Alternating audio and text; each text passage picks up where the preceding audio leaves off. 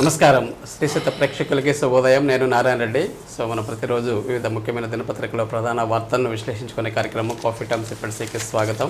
మరి ఈరోజు మనతో ఉన్నారు సీనియర్ జర్నలిస్ట్ పొన్నూరు వెంకట శ్రీనివాసులు గారు. మరి వారిని అడిగి ముఖ్యమైన విశేషాలు ఏంటో చూద్దాం. నమస్కారం గురుగారు. Good morning. Very good morning and welcome to coffee time. Sir headline చూద్దాం, పేపర్లో వార్తలు చూడండి. తర్వాత మన ప్రకాశం డిస్ట్రిక్ట్ న్యూస్కి వెళ్దాం.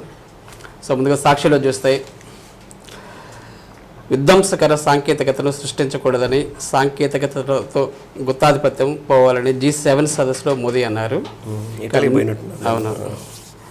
ఇక నీట్ పరీక్షపై దాఖలైన పిటిషన్లను సుప్రీంకోర్టు స్వీకరించి కౌంటర్ దాఖలు చేయాలని చెప్పేసి కేంద్రానికి ఎన్డీఏకి నోటీసులు జారీ చేసిందంట.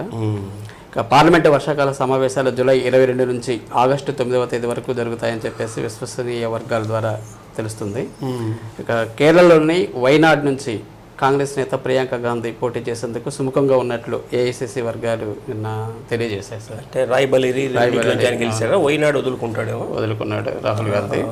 ప్రియాంక గాంధీ నిలబెట్టాలని ఆలోచిస్తున్నట్లున్నారు.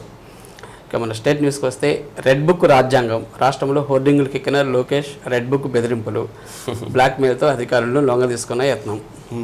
ఇక విలువలు విశ్వసనీయతతో ముందడుగు, వైఎస్ఆర్సీపీ పార్లమెంటరీ పార్టీ భేటీలో ఎంపీలకు వైఎస్ జగన్ దిశానిర్దేశం. ఇక పవన్కి పంచాయతీ, లోకేష్కి విద్య, ఐటీ, మంత్రులకు శాఖలు కేటాయించిన సీఎం చంద్రబాబు. జగన్ బాటలో ఎస్సీ, మహిళ, అనితకు హోంశాఖ. ఇక ఇవి సార్ ప్రధాన వార్తలు. ఒకసారి చూస్తే టీటీడీ ఈఓగా శ్యామలరావుని నియమించారు సార్. ఇంతకుముందు ధర్మారెడ్డి ఉన్నట్టున్నారు, ఆయన సెలవుపై వెళ్ళారు. ఆయన స్థానంలో రిటైర్ అయ్యారు. ఓకే. ఇక టీడీపీ రాష్ట్ర అధ్యక్షుడిగా పల్లా శ్రీనివాసులు నియమించడానికి అవకాశం ఉందని చెప్పేసి నేను నటించి వార్తలు వస్తున్నాయి సార్. ఈయన గాజువాక ఎమ్మెల్యే. ఇక ఆంధ్రజ్యోతిలో చూస్తే కోడు మాటన కోట్లు కొట్టేశారు, గనుల శాఖలో చీకటి దందా, ఎన్నికల సందర్భంలో గనులు సడేమియా, పాత తేదీలతో 280 LOIల జారీ. ఈ నెల 4న ఎన్నికల ఫలితాలు, ఆ మర్నాడు రాత్రంతా ఆఫీసులో నుండి పనిచేశారంట. ఓకే. ఇక పాలనలో వడిబడిగా సోమవారం పోలవారం. ఇంతకుముందు కూడా అలానే ప్రతి సోమవారం కూడా పోలవరం సమీక్ష చేసేవారు చంద్రబాబు గారు. సో అలానే ఈసారి కూడా అలానే చేసేటట్టున్నారు. క్షేత్రస్థాయి పర్యటనకు సీఎం చంద్రబాబు. ఇక నీట్ మార్కులు, ర్యాంకులపై సర్కార్ రిగ్గింగ్, 24 లక్షల మంది ఆకాంక్షలను తొక్కేసింది. ఇదేదో పెద్ద లీక్ అయింది సార్ పేపర్, పెద్ద అందరికీ ఇబ్బంది అవుతుంది.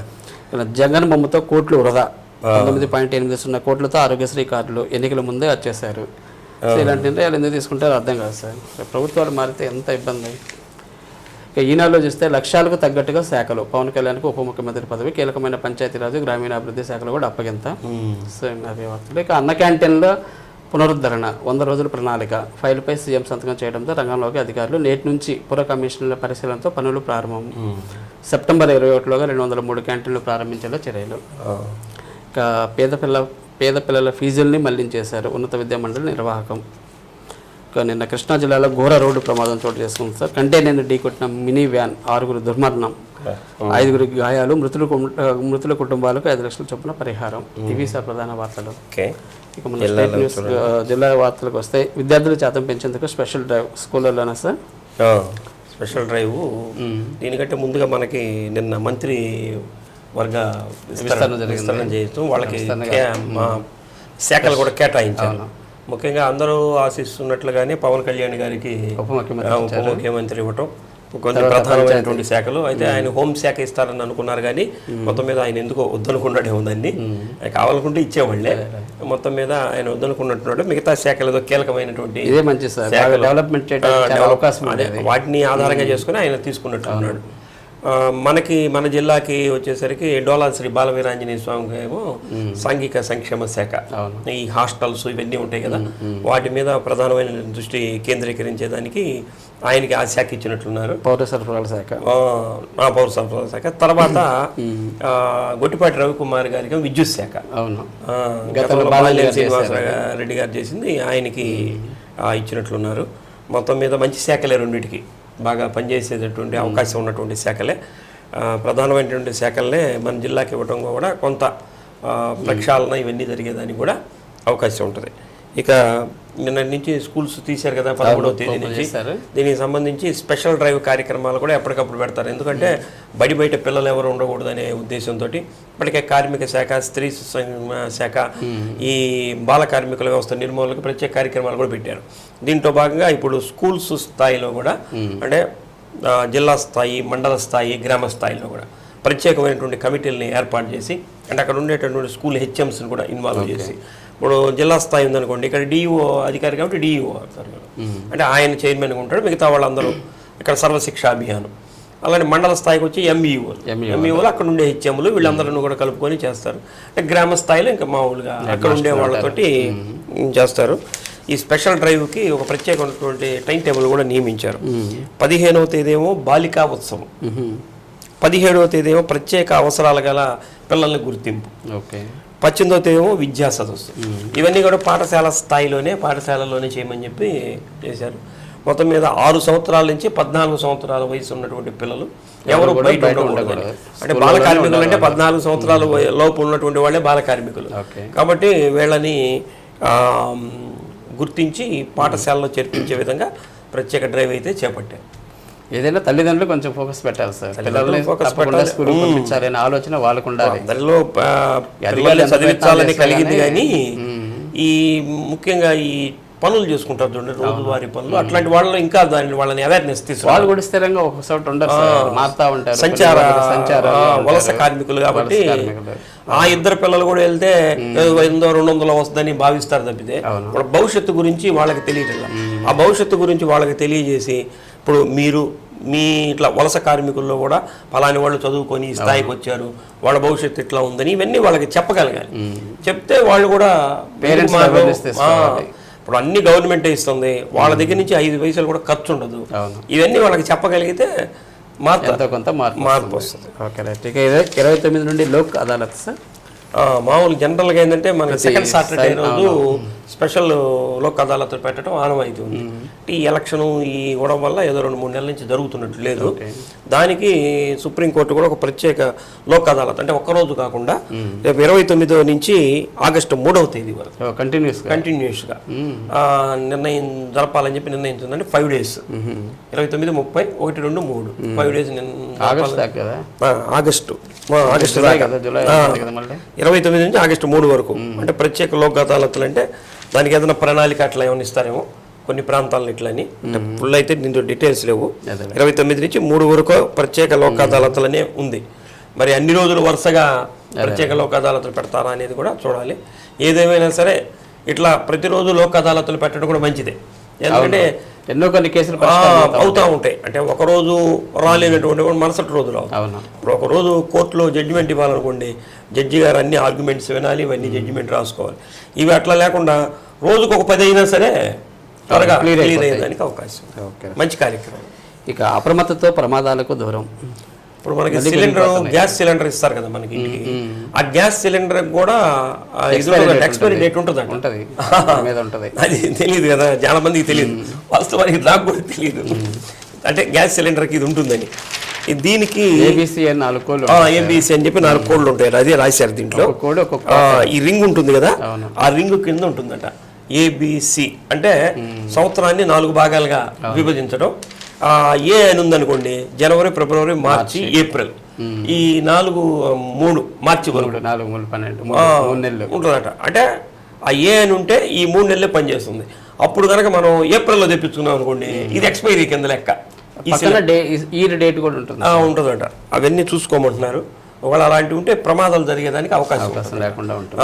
కాబట్టి అది చూసుకొని మనకి సిలిండర్ దింపగానే ఆ ఏబిసి ఏది ఉందని చూసుకుంటే ఈ నెలకి ఇది కరెక్ట్గా వస్తుందా లేదా అనేది తెలుసుకోవచ్చు అని చెప్తున్నారు. వెంటనే అసలు వచ్చినటువంటి బాయ్ ఎవరైతే ఉంటారో వాళ్ళు కూడా కన్జ్యూమర్కి చెప్పాలట. అలా ఉంటే ప్రమాదాలు జరగకుండా ఉంటాయి అనే విషయాన్ని తెలియజేస్తున్నారు. దీని మీద ఒక అవగాహన కూడా కల్పిస్తున్నారు. నేను మేదరమెట్లో ఈ అవగాహన సదస్సు ఇవన్నీ కూడా కల్పించారు. మంచి కార్యక్రమం ఇది కూడా. కానీ ఇలా జరిగినా కానీ అక్కడ గ్యాస్ సిలిండర్ పేలేదండి సార్, అది ఎక్కడ? అంటే ఇది దీనికి సంబంధించింది కాదు, ఇది చంద్రయ్య నగర్లో వెళ్లలో ఏదో కట్టి పొయ్యి పెట్టుకొని పక్కన చేసుకుంటున్నారట. పని చేసుకుంటుంటే గ్యాస్ లీక్ అయిందట. ఎందుకు అయింది మరి? గ్యాస్ లీక్ అయ్యి గ్యాస్ మండింది. మండేసరికి వెంటనే దాన్ని ఏదో ఆర్పాలని చూస్తే అది వాళ్ళ వల్ల కాలేదు. ఈ కానటువంటి నేపథ్యంలో వాళ్ళు బయటికి రావడం, వాళ్ళు ఏదో పేదవాళ్ళు, ప్రాణాపాయం అయితే లేదు. వెంటనే బయటికి వచ్చి అందరికీ చెప్పటం, అప్పటికే అది మంటలు పెరిగి లోపల ఉన్నటువంటి వస్తువులు అవన్నీ కూడా తగలబడిపోయినట్టు. ఎవరు లోపలికి వెళ్ళే ప్రయోగం చేయలేకపోయారు. గ్యాస్ సిలిండర్ పేలిందట. అంటే 4 గోడల మధ్య పేలింది కాబట్టి ఎవరికి ఏం ప్రమాదం జరగలే. కానీ మొత్తం మీద ఒక ప్రమాదం అయితే తప్పింది. అయితే ఇట్లా గ్యాస్ లీకేజ్ అయినప్పుడు కూడా దీన్ని చాలా తేలిగ్గా ఆపేసేటటువంటి అవగాహన సదస్సులు కూడా వాళ్ళు కల్పించారు. దాన్ని గ్యాస్ అయిందనుకోండి, దాన్ని ఏదో ఇట్లా ఏదో అడ్డం పెట్టి దీన్ని వేయచ్చు, లేకపోతే ఒక బొకెట్ లాంటిది బోల్డ్ ఇచ్చొచ్చు. ఇవన్నీ కూడా అంటే అంత ధైర్యం ఆ సమయంలో చేసేటటువంటి ఎవరికి ఉండదుగా. కాబట్టి ఇవి కూడా ఈ ఫైర్ స్టేషన్ వాళ్ళు కూడా ఇలాంటి మారుమూల ప్రాంతాలకు వెళ్ళి అప్పుడేదో ఈ వారోత్సవాలు అప్పుడే కాకుండా నిరంతరం కూడా వెళ్ళి ఇటువంటి కనుక చెప్తే వీటిని కూడా నిరోధించేదానికి అవగాహన అనేది కలుగుతూ ఉంటుంది. Okay sir. సార్ మరి కొన్ని వార్తలు చూస్తాం, చిన్న బ్రేక్. ఓకే, కాన్ఫిడెన్స్ డిపెండ్సీలో ఒక చిన్న విరామం. స్టేట్ యూన్. Welcome back. ఏంటి సార్ ఈ దాడడం? మోగ యువతపై సామూహిక అత్యాచారం. ఈ మగవాళ్ళు అయిపోతున్నారా లేకపోతే మానవత్వం ఎటైపోతుంది అని అర్థం కానటువంటి పరిస్థితి. చేమకుర్తి మండలంలో ఒక ఊళ్ళో మోగ అమ్మాయి ఉందట. వాళ్ళ తల్లిదండ్రులు ఏదో పాపం అమ్మాయిని జాగ్రత్తగా పెంచుకుంటూ ఉన్నారు. వాళ్ళు పనికి వెళ్తూ ఈ అమ్మాయిని ఇంట్లోనే ఉంచారట. ఒకడెవడో వెళ్ళి అమ్మాయికి మాయ మాటలు చెప్పి అమ్మాయిని లొంగ తీసుకున్నాడు.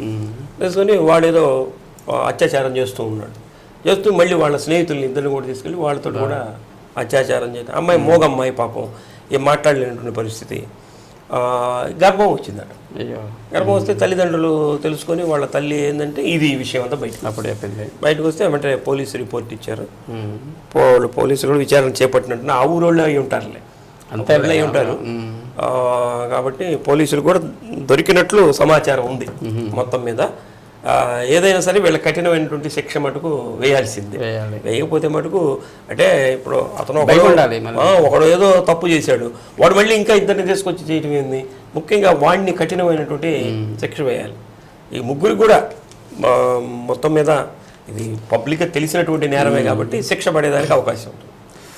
యోగ సాధనతో మానసిక పరివర్తన సార్ 21వ తేదీ అంతర్జాతీయ యోగా దినోత్సవం జరగబోతుంది. దీనికి సంబంధించి పతంజలి ఆధ్వర్యంలో యోగా ఆధ్వర్యంలో గతంలో స్కూల్ పిల్లలందరికీ కూడా ఏదో సూర్యయజ్ఞం పేరుతో ఇచ్చారు కదా, అట్లా ఇప్పుడు ఉన్నటువంటి ప్రధానమైనటువంటి శాఖల్లో వాళ్ళకి కూడా ట్రైనింగ్ ఇస్తున్నారు.